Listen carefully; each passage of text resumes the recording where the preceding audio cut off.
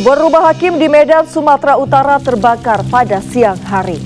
Tanpa saksi, tanpa rekaman CCTV. Tapi justru aparat menemukan jawabannya dari jejak api.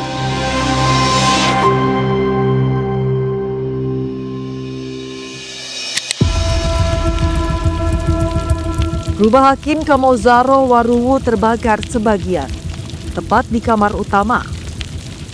Dari luar tampak seperti kebakaran biasa, namun kerusakan di dalam kamar berbicara lain.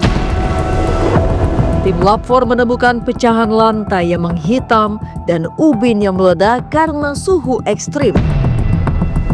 Kerusakan terparah justru berada di lantai, bukan pada furnitur. Sampel abu lalu diuji menggunakan alat atau instrumen paling akurat untuk mendeteksi komponen bahan bakar. Hasilnya, fraksi gasolin ditemukan. Zat yang tidak mungkin berada di kamar tidur, kecuali di bawah seseorang. Penemuan residu gasolin mengubah arah penyelidikan. Rumah ini sengaja dibakar. Pertanyaannya, siapa yang masuk ke dalam rumah tanpa meninggalkan jejak? Penyidik menelaah waktu. Istri hakim keluar pukul 9:36 pagi. Asap terlihat pukul 10:30. Selisih waktu penting 54 menit. Dari CCTV tetangga, sosok pria terlihat mengitai kompleks pukul 10:07 memantau situasi.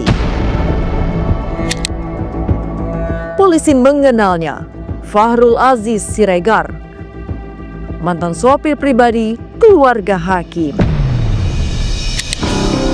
Sebelum melakukan aksinya, Fahrul terlebih dahulu memastikan sang hakim tidak berada di rumah. Pukul 8:30 ia datang ke Pengadilan Negeri Medan.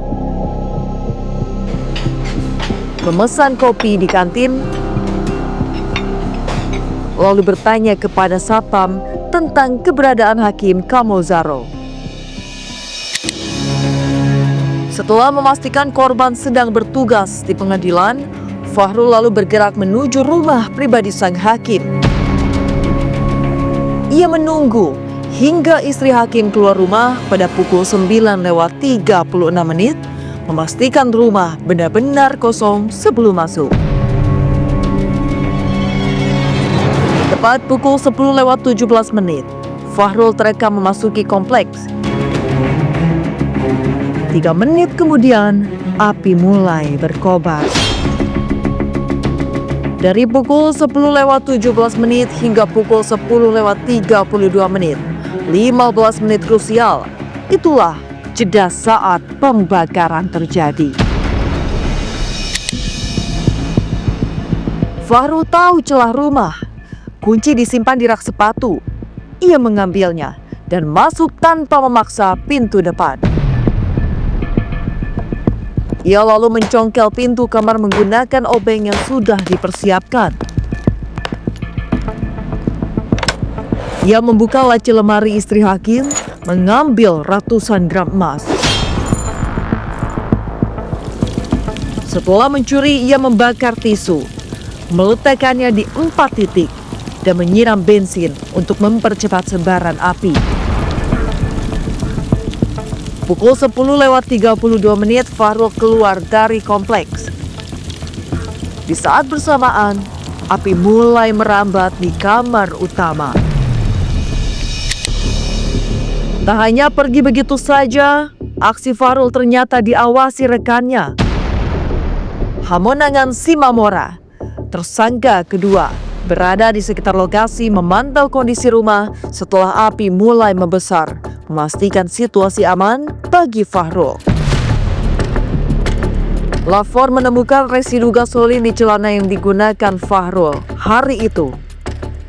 Ia terpojok, tak bisa mengelak. Bukti kuat mengarah kepadanya. Tak hanya mencuri dan membakar rumah, Fahrul menggerakkan jaringannya. Ia menjual emas curian dalam beberapa tahap, dibantu 2 rekannya, Hariman Sitanggang yang menjadi perantara ke toko emas dan Hamonangan yang turut mendampingi serta menerima bagian uang hasil kejahatan. Bahkan sebagian emas dilebur menjadi bentuk baru untuk menghilangkan jejak. Motifnya bukan terkait kasus korupsi yang ditangani sang hakim. Ini murni dendam, sakit hati, dan keinginan menguasai perhiasan korban. Forensik tidak pernah bohong. Dari lantai yang pecah, residu bahan bakar, hingga 15 menit krusial, kebenaran akhirnya terungkap.